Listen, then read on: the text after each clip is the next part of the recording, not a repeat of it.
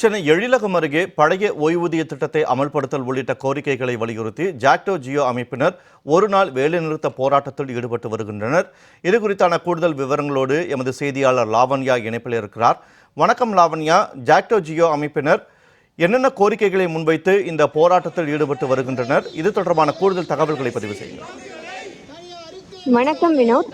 இன்று நாடு முழுவதுமே மத்திய அரசிற்கு பல்வேறு கோரிக்கைகளை வலியுறுத்தி தொழிற்சங்கங்கள் வேலை நிறுத்த போராட்டத்தில் ஈடுபட்டு வருகிறார்கள். அந்த வகையிலே ஜாக்டோ ஜியோ அமைப்பினரும் அதற்கு ஆதரவு போராட்டத்தை சென்னை எழிலகத்தில் தற்பொழுது நடத்தி வருகின்றனர். குறிப்பாக அங்கன்வாடி, சத்துணவு, ஆஷா போன்ற ஊழியர்களை நிரந்தர ஊழியராக்க வேண்டும், அவர்களுக்கான பணிக்கொடை வழங்கிட வேண்டும், 8 மணி நேர வேலை உள்ளிட்ட போராடி பெற்ற உரிமைகள் பறிக்கப்படுவதை தடுத்து நிறுத்தப்பட வேண்டும்.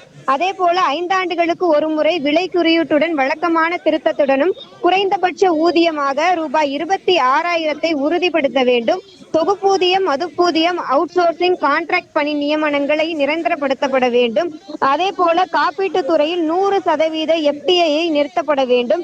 கல்வி மற்றும் சுகாதாரத்திற்கு போதிய நிதி ஒதுக்கீடு செய்யப்பட வேண்டும் என்ற பல்வேறு கோரிக்கைகளை மத்திய அரசிற்கு வலியுறுத்தி தற்பொழுது ஜாக்டோ ஜியோ அமைப்பினர் சென்னை எழிலகம் பகுதியிலே போராட்டத்தில் ஈடுபட்டு வருகிறார்கள். அதிலும் குறிப்பாக 100க்கும் மேற்பட்டோர் இந்த போராட்டத்தில் ஈடுபட்டு வருகிறார்கள். தங்களுடைய கோரிக்கைகளை மத்திய அரசு பரிசீலனை செய்து அதனை நிறைவேற்றி தர வேண்டும் என்பது அவர்களினுடைய அந்த கோரிக்கையாக இருக்கிறது. வினோத், பல்வேறு கோரிக்கைகளை முன்வைத்து ஜாக்டோ ஜியோ அமைப்பினர் எழிலகம் பகுதியில் போராட்டத்தில் ஈடுபட்டு வருகின்றனர். 100க்கும் மேற்பட்ட ஆசிரியர்களும் தொழிற்சங்கத்தினரும் இதில் கலந்து கொண்டுள்ளனர்.